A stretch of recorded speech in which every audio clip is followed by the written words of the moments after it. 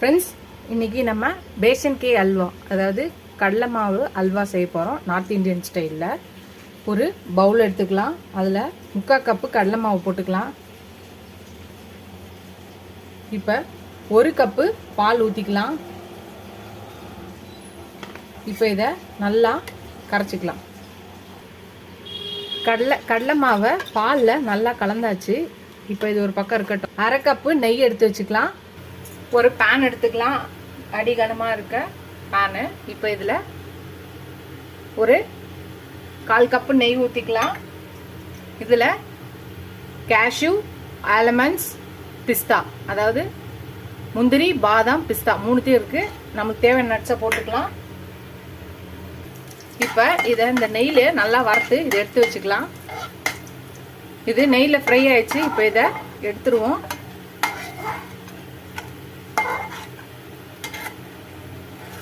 இப்போ அதே நெய்யிலே நம்ம கடலை மாவு பாலில் கரைச்சி வச்சுருக்கோம், அதை ஊற்றிக்கலாம். இது நல்லா அந்த பாலை அப்சர்வ் பண்ணி நல்லா இதாக வரணும். அது வரை இதை நல்லா கிண்டிக்கிட்டே இருக்கலாம். பார்த்தீங்கன்னா தெரியுதா, பால் எல்லாத்தையும் இந்த கடலை மாவு அப்சர்வ் பண்ணிடுச்சு. கடாயில் ஒட்டாமல் வருது பாருங்கள். இந்த ஸ்டேஜில் 1 கப்பு தண்ணி ஊற்றிக்கலாம். இப்போ திருப்பியும் இந்த தண்ணி அதில் நல்லா அப்சர்வ் பண்ணணும். அது வரை இருக்கட்டும். அது வரை நம்ம கிண்டிக்கிட்டே இருக்கணும். தண்ணிலாம் நல்லா இழுத்துடுச்சு பாருங்கள். இப்போ 1/2 கப்பு 1/2 கப்பு சர்க்கரை போட்டுக்கலாம். 1/2 கப்பு சர்க்கரை போட்டு இதையும் நல்லா கலக்கிக்கலாம். இப்போ இதை நல்லா கிண்டிக்கிட்டே இருக்க வேண்டியதான். அவ்வளோதான். இதெல்லாம் நல்லா அப்சர்வ் ஆகி திக்காகி கடாயில் ஒட்டாமல் வர வரையும் கிண்டிக்கிட்டே இருக்க வேண்டியதான். வந்துடுச்சுன்னா நம்மளோட பேஷன் கா அல்வா ரெடி ஆகிடும். பார்க்கலாம். கொஞ்சோண்டு குங்குமப்பூ போடுறேன், சாஃப்ரானு. இதையும் சேர்த்து கலக்கிக்கலாம். 1 ஸ்பூன் ஏலக்காய் தூள் போட்டுக்கலாம். கார்டமம் பவுடர் போட்டோன்னே கலக்கிக்கலாம். ஏலக்காய் தூளை நல்லா மிக்ஸ் ஆகிற வரை கலக்கிக்கோங்க. நம்ம 1/2 கப் நெய்யில் 1/4 கப் நெய் ஊற்றணும். திருப்பியும் இதில் கொஞ்சம் பாதி ஊற்றிட்டு இன்னும் கொஞ்சம் இருக்குது, கடைசியில் ஊற்றிக்கலாம். இப்போ இந்த நெய்யை திருப்பியும் கலக்கிக்கலாம்.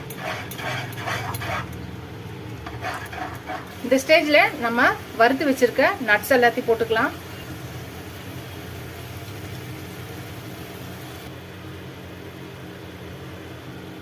இப்போ நம்ம மீதி வச்சுருக்கோம் இல்லையா, அந்த நெய்யை ஊற்றிடலாம். அவ்வளோதான். இதை ஒரு கிளறி இறக்க வேண்டியதான். பாருங்கள், கடாயில் ஒட்டாமல் வந்துருச்சு நம்மளோட பேஷன் கே halwa. North Indian style besan கே அல்வா ரெடி ஆயிடுச்சு. உங்ககிட்ட குங்குமப்பூ, சாஃப்ரான் இல்லைனாலும் பரவாயில்ல. உங்களுக்கு விருப்பப்பட்டீங்கன்னா அப்படியே வைக்கலாம். இல்லை உங்களுக்கு கலர் தேவைப்பட்டுச்சுன்னு நினச்சிங்கன்னா நீங்கள் எல்லோ கலர், ஃபுட் கலரை கூட கொஞ்சோண்டு கலந்துக்கலாம். அவ்வளோதான். பார்த்தீங்கன்னா தெரியும், கடாயில் ஒட்டாமல் நல்லா வருது பாருங்கள். அவ்வளோதான். நம்ம இதை இறக்கிடலாம்.